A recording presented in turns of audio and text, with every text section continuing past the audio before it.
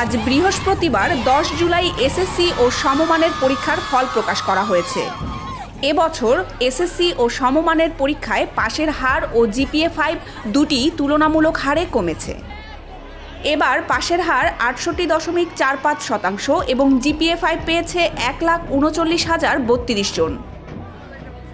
গত বছর পাশের হার ছিল ৮৩.০৩% আর জিপিএ-5 পেয়েছিল ১,৮২,১২৯ জন।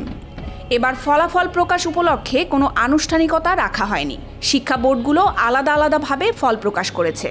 সার্বিক বিষয়ে মাধ্যমিক ও উচ্চ মাধ্যমিক শিক্ষা বোর্ড ঢাকার সভাকক্ষে মতবিনিময় সভায় কথা বলেন বাংলাদেশ আন্তঃশিক্ষা বোর্ড সমন্বয় কমিটি ও ঢাকা বোর্ডের chairman professor doctor Khondokar Ehsanul কবির।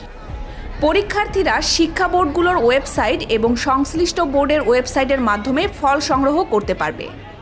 এছাড়া নির্ধারিত শর্টকোড 16222-তে SMS-এর মাধ্যমেও ফল পাওয়া যাবে। শিক্ষা মন্ত্রণালয় বা পত্রিকায় ফলাফল পাওয়া যাবে না।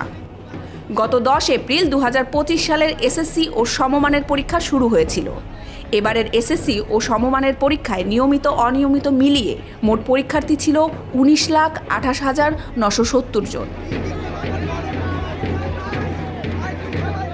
এই ঈদে জামা জুতো অ্যাক্সেসরিজের ডিসকাউন্ট।